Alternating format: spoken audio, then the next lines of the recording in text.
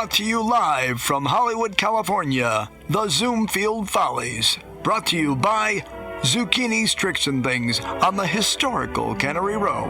And Newsblaze for your news and information at newsblaze.com.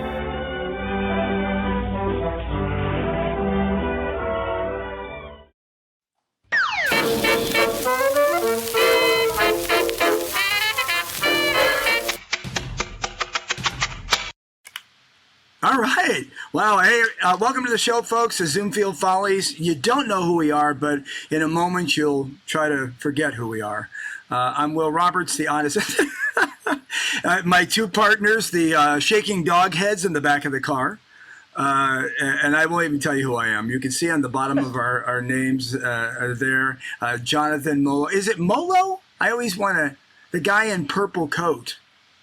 Yes, it's Molo. That's my middle name. The man in the purple coat is my middle name. I came out of my mom in a purple coat. That's wow. How, yeah. You know Prince? Friendly, though. You know Prince? What was that? Prince? No, I don't know him personally. Well, he's dead. He's dead. Prince who? Prince. Purple rain. That Prince. Where have you been? That sounds like Michael Jackson and Prince. Which one is it? And of course, on my left, Chris Faust. I'm so used to calling you Faust. Chris Herron as Faust, and he's the man, the myth, the legend. He's actually he's a magician like the rest of us, a mime magician. So during this whole show, he'll just be doing the ball on the wall. How are you, Chris? Ball on the wall. I'm doing real good, Will. He talks! Just for you, Will, I'll talk. But I appreciate that. Thank you for having me today. It seems like we got a couple things in store. Yeah, we do. And speaking of the store, if you're interested, by the way, this is a show about magic. If you're interested in getting any kind of magic, you can go to our website, which is basicsofmagic.com. That's basicsofmagic.com. There goes my mouse. It just went, oh, look, you can get that trick there, but you can't get the thumb. Anyway, just so you know, hold on a second. Guys, keep talking. I dropped my mouse. Yeah. So what about this Michael Jackson and Prince impression that Will just did? I thought you said in Prince. Yeah, anyway, moving on. So the show that you're watching, folks, moms and dads, kids, anybody who is interested in magic, is a show that we, the guys, have come up with, the 3-something tiers. And we decided that we thought that magic needed information and help understanding how to get into it. So what we've decided to do is to grab tons of people that we know that are world famous magicians, mentalists, other acts as well, because we have a show. And briefly, it's called the Zoomfieldfollies.com. And you can go to Zoomfieldfollies.com and see our latest show that's going to happen on November 21st at 5:30 Pacific Standard. And of course, on Eastern, which is 8:30, you can check out the live Zoomfield Follies show, which is the virtual extravaganza. It's a vaudeville show. Very so exciting. With that being said, guys, let's talk a little bit about magic, because that's what this show is about. What is, Chris, you start. What's your first recollection of being a magician or wanting to get into magic? Well, I think for most people, it always starts off with the very first trick. So I think my very first trick was the ball and vase. Mm-hmm. And when I found out how it worked, I mean, the astonishment and just the sheer, idea that you can perform this and seeing people's reactions really got me. And so that's where it all started, the ball and vase. What's ironic is that I don't perform it, but I always remember that. It's not too late. It's not too late. Yeah, as a matter of fact, Jonathan, you go ahead and you tell us about yours, and I'm going to go get something while you say that. Go ahead. Tell us about your trip. All right. Well, yeah, I actually remember my very first trick. My parents took me to Vegas, my sister and I. And they had a magic store downstairs in MGM. I don't know if you remember this, but this dude was like floating a card, and he was just making it fly. And I remember, I think I was about 10 years old, and my dad was like, Jonathan, do you want that trick? And I'm like, yeah. What trick Absolutely. was it? It was the UFO card. Oh, yeah. Oh, yeah. Yeah. So my dad purchased it. I think it was like $50 or something. It was really expensive. But my dad was, We'll get into that another episode. Yeah. But magic tricks are very expensive, especially if you ever go to Vegas. Try to hold off. And buy it from a better source. But I remember they would take you into the back, and they would show you how it was done. And to be honest with you, it was kind of a disappointment because I had to practice. Oh, there you go. You didn't just press a button? No. Not I thought it was UFO card. something like that, or you had like a remote control in your pants or something. But no, it was nothing like that, unfortunately. So, Chris, I want to let you know that I pulled this out because I have a bunch of stock from. By the way, the show is, of course, Zoomfield Follies, the Roundtable. I will totally give Jonathan credit for coming up with that one. I think it was because he had his cell phone. He's like, dude, so what's going on? I'm at Roundtable Pizza. And then from there on, that's how it happened. But anyway, Will just called me fat. I think that's what happened. I did not. I would never do that.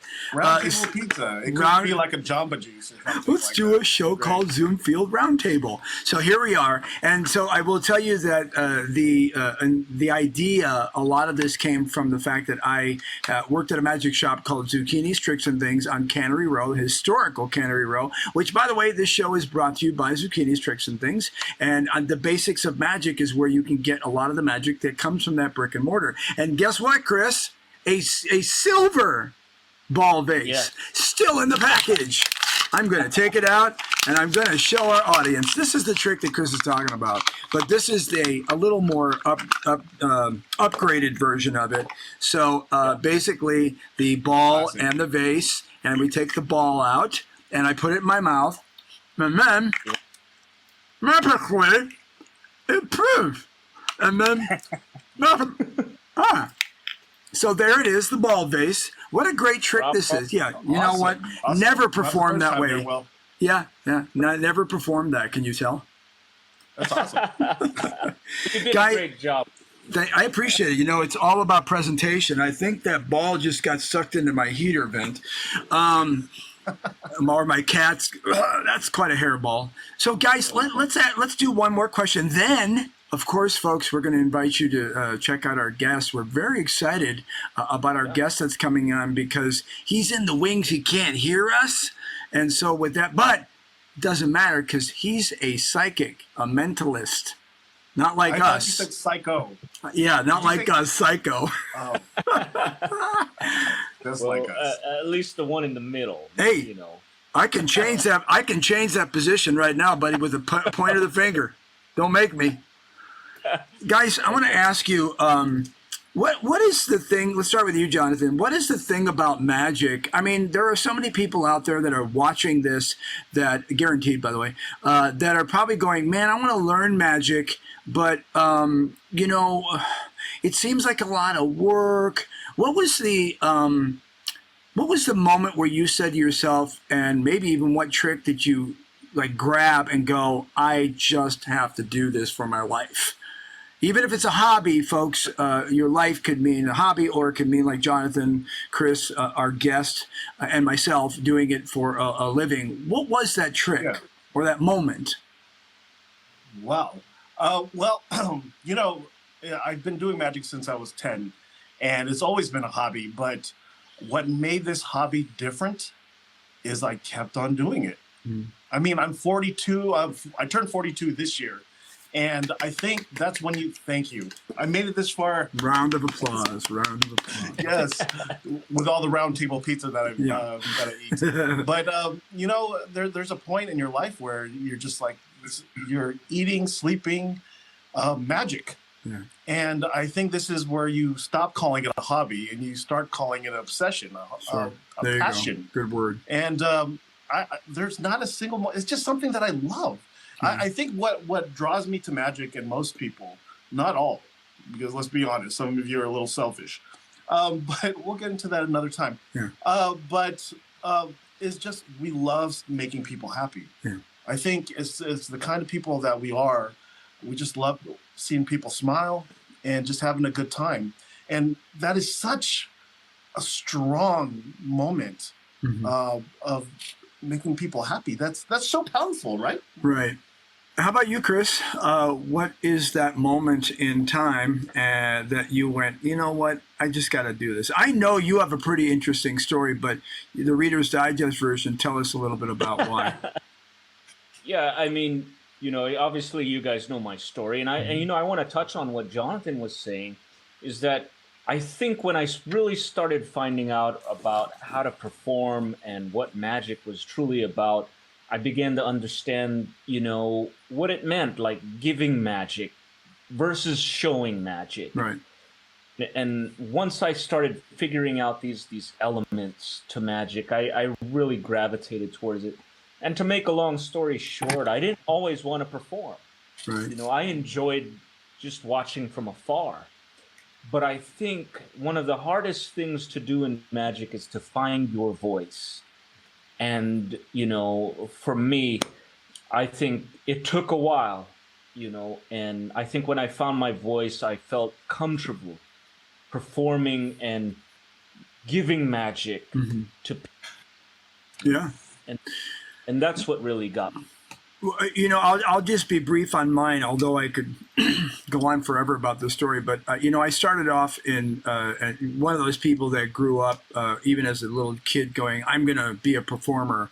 I always knew that. That's one, a curse, because that's all I can do. But the other part about it is that, it's a blessing, because I've never one day woken up and going, gee, I wish I would have become an accountant or an astronaut.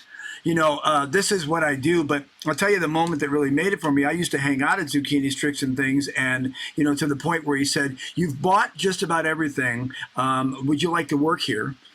Yeah, cool. And then the other part about it was I was really big into escapes when I was younger, like really big. Like my record was like 16 pair of cuffs and hog-tied and my boxer shorts. I also still have, or I've shown Chris, but my lock picks, I pick locks, and I'm really good at doing that stuff. Luckily, I'm a good person, because that could have turned into a life of crime. But, the moment that made me change that was, and it is have to do with, like you said, Jonathan and Chris, about the audience reaction and the engaging, but this was a little different story. I think I told you this one, Chris, but I was going up to a college, and at the time I was a skater back in the 80s, like half pipe. I'm talking about Santa Cruz, Dogtown, like the real deal. And I was pretty, my ripped up jeans and everything. I was going in the wrong direction. And I was walking up to meet this friend, this girl. Course, I had to I was trying to make nice and impress her with magic, and I had all of my magic in my Yamaha jacket and everything, and all of a sudden out of nowhere 4 police cars pull up, 2 plane cars pull up, and out of nowhere they're all like, all right, stop, don't move, and I go, what do I do?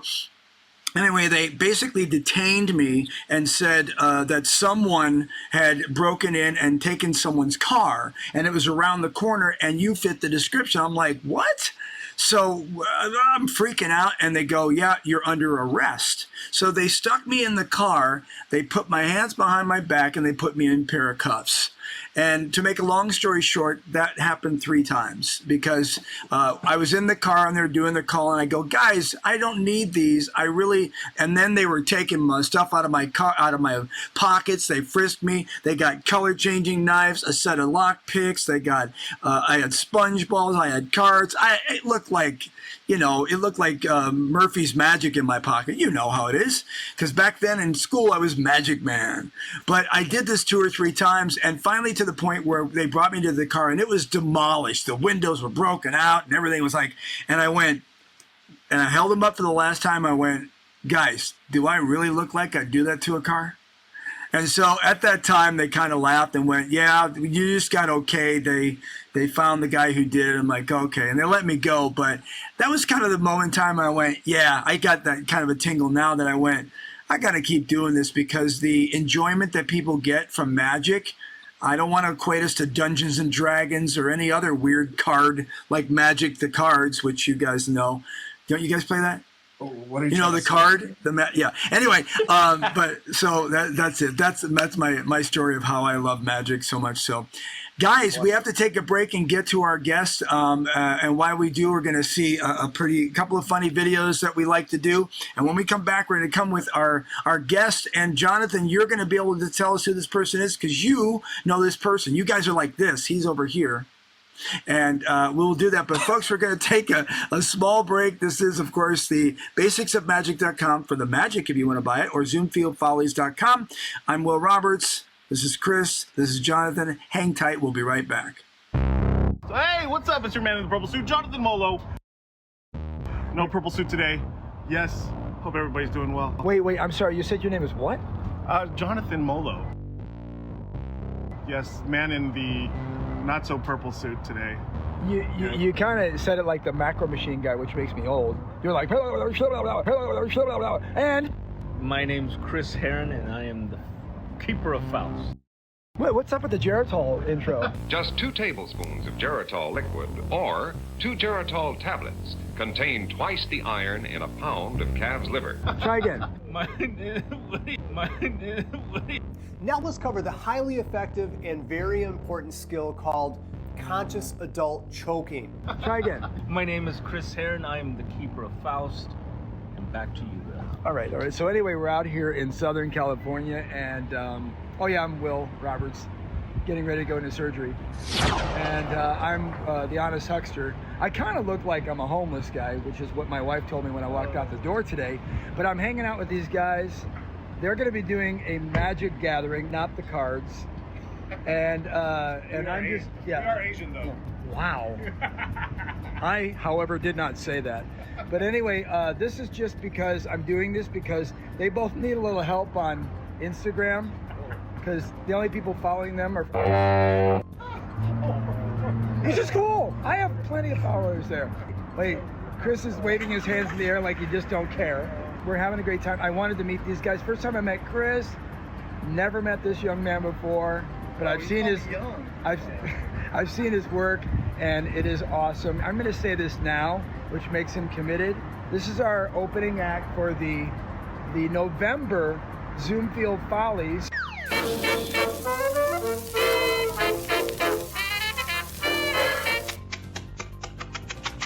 Very excited by this. He said he's honored. I'm surprised he's even going to work with me. But anyway, we're going to have fun, and now I call this Magicians in 3D. We'll talk to you soon. Ready? Oh! Oh! You don't even need glasses. Get out of here. Damn, I dropped the phone.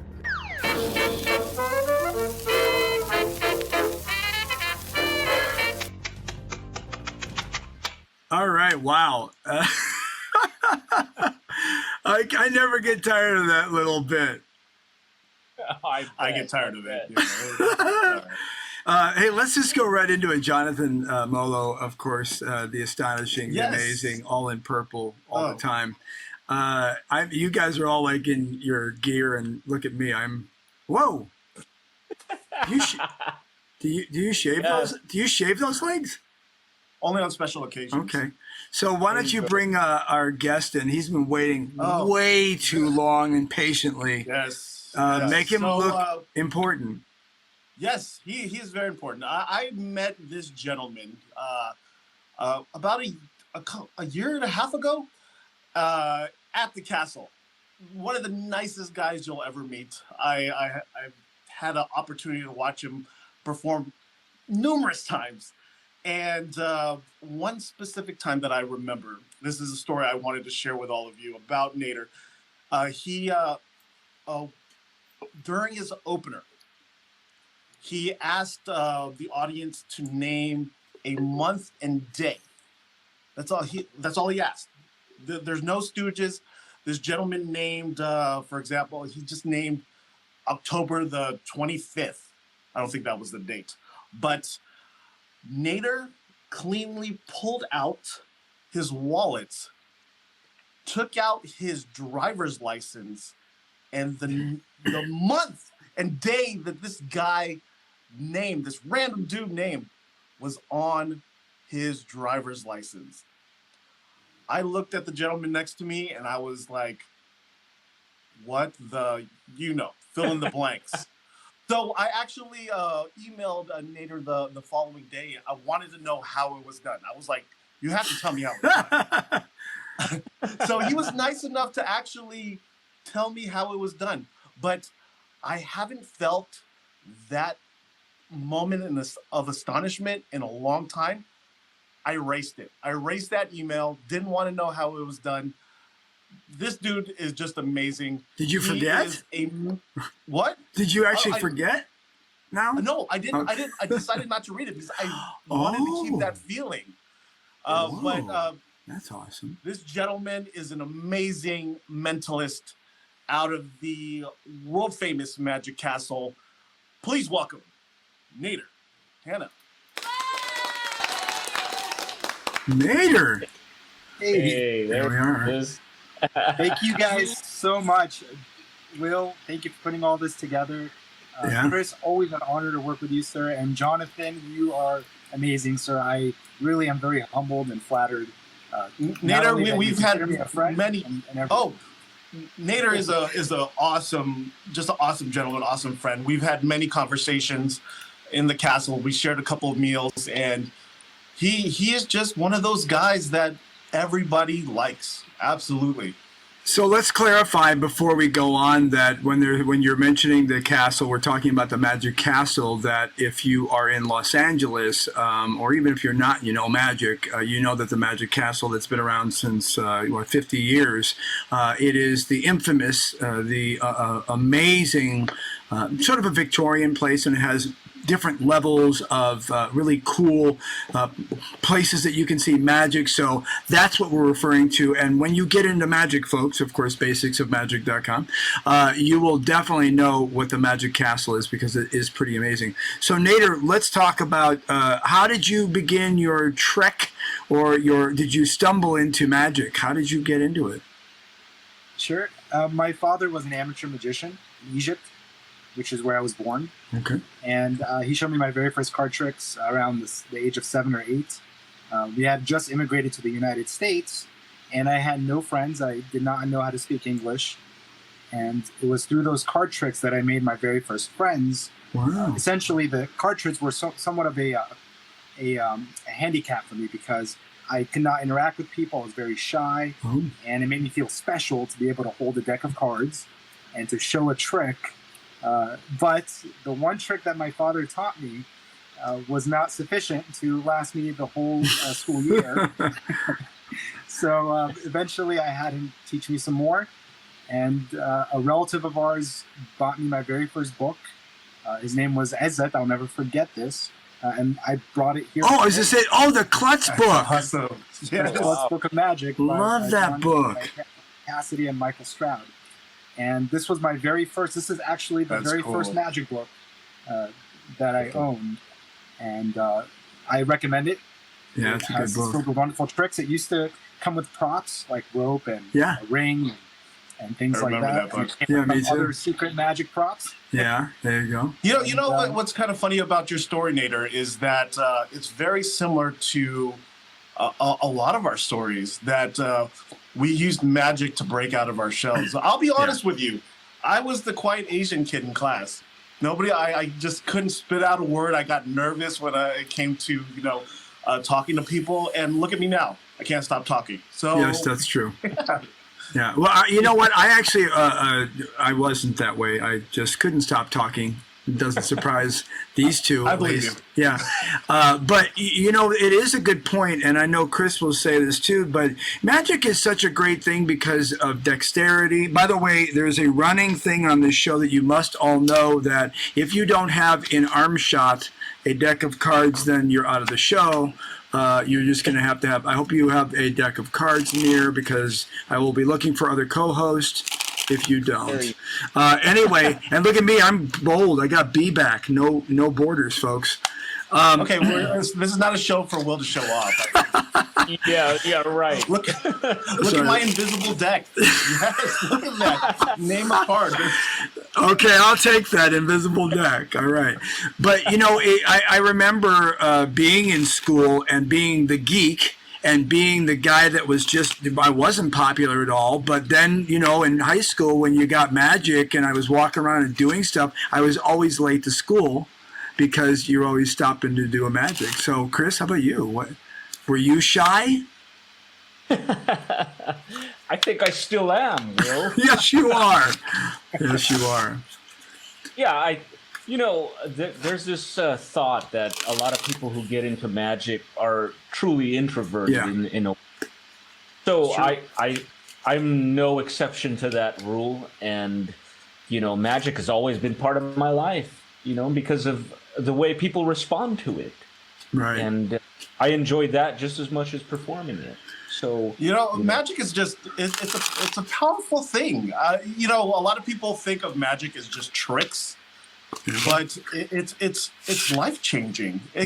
Look at what it's done for all of us, and it's just a powerful thing. I think if you look at magic a little bit more as just not just tricks, it'll open a whole new world for you. Well, it definitely is the hobby that is least likely to, you'll still be called a nerd, but you actually come out of it and you can do something. No offense, but I used to collect baseball cards and my dad was into D&D, and you can't really go to a party and go, yeah, I'm a Dungeons and Dragons guy. Want to see my figures?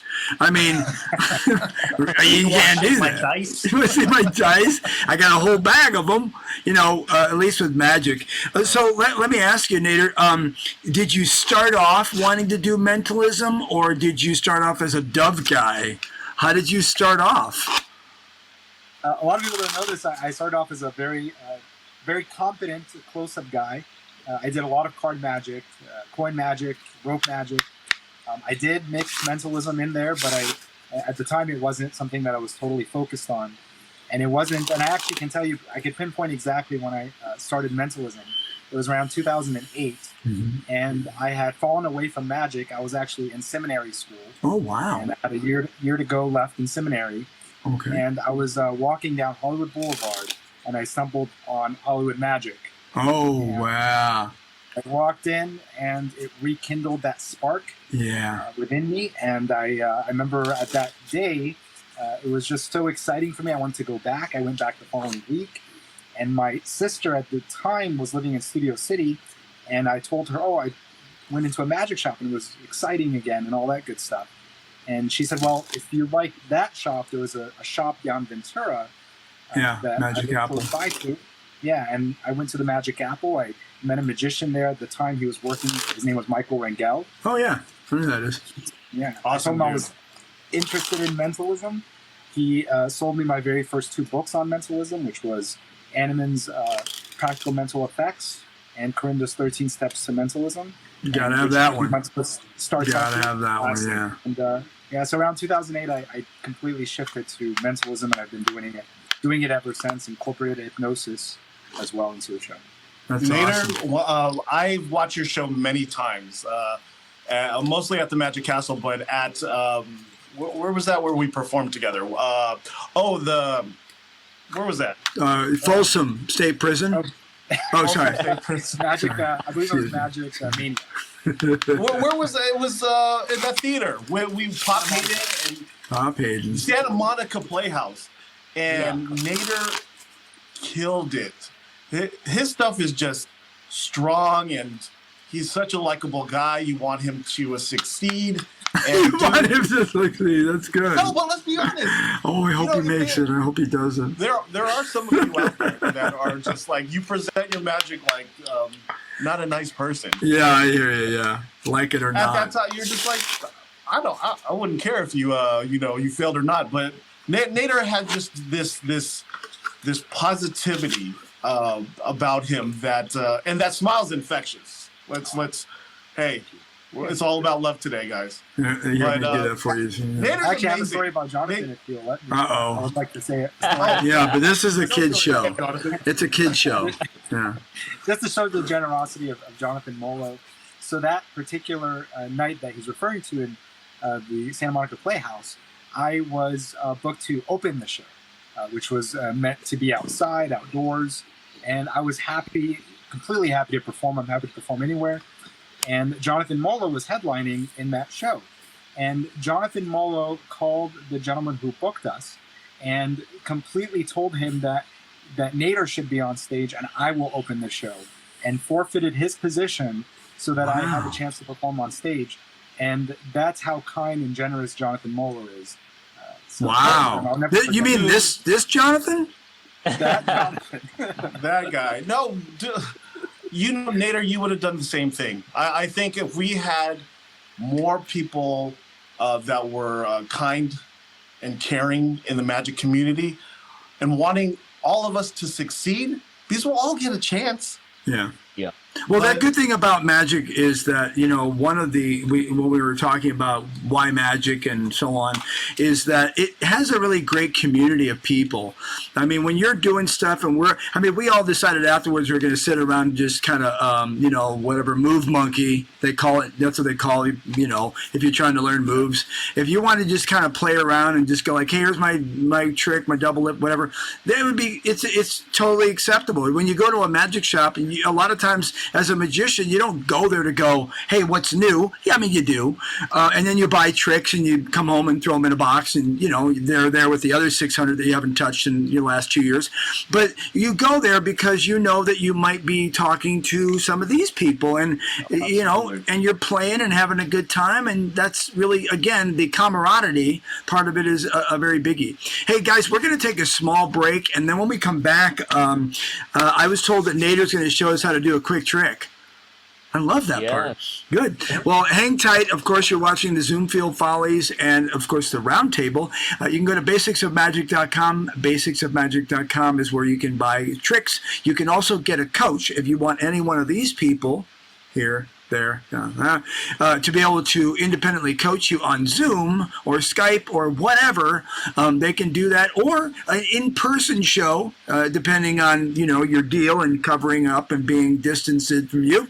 It's all there. Check it out, basicsofmagic.com. Brought to you by Zucchini's Tricks and Things. So we're going to take a small break, and I hope you enjoy this next little video. Hang tight.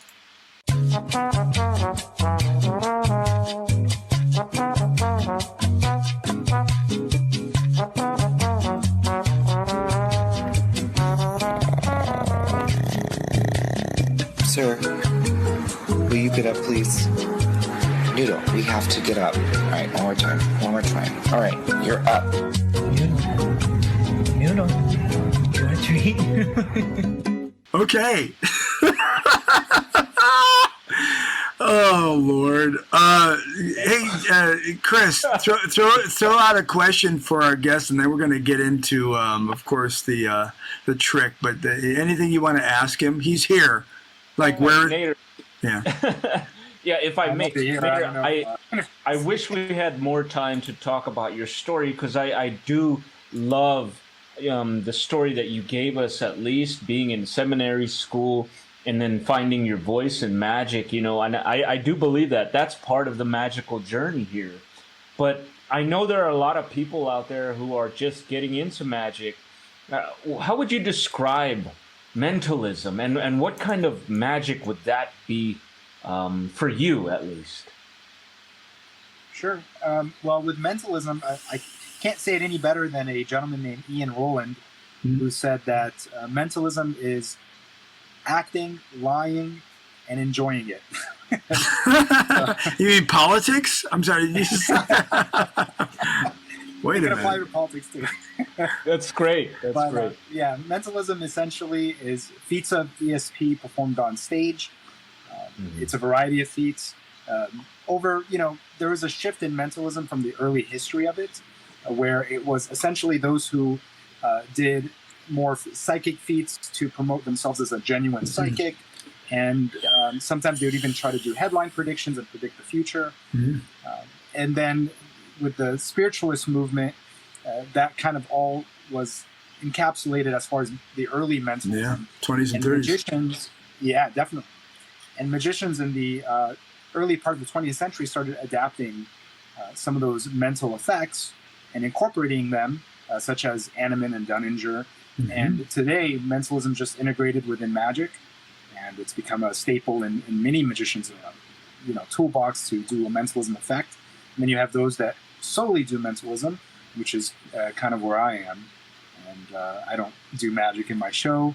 I might do it for fun for friends, but mostly I just do mentalism. Oh, I've seen Nader perform some magic at the shop over there in Westminster, and he kills too. He absolutely knows his stuff. He has chops in mentalism and magic. Awesome. You guys are really sweet. Thank you. So Nader, pull out of your magic bag. You did have a cool trick, and you told us what it was, and I'm like, I love that idea. Break it down. Sure. So I've been doing this since I was a kid, and I do want to tell you that one of the main things of magic to keep in mind always is that when you perform magic, your magic should be sad, simple, and direct. Oh, I'm like, sad. Okay. Simple and direct. It's an easy acronym to remember, and this is a very simple and direct effect. So essentially, you're at a table and you don't have any props on you, and you want to perform something. This is something you can do, and all you have to say is, "I've developed this unique ability to be able to crack my nose, and I'd like to demonstrate it for you." Okay. Okay.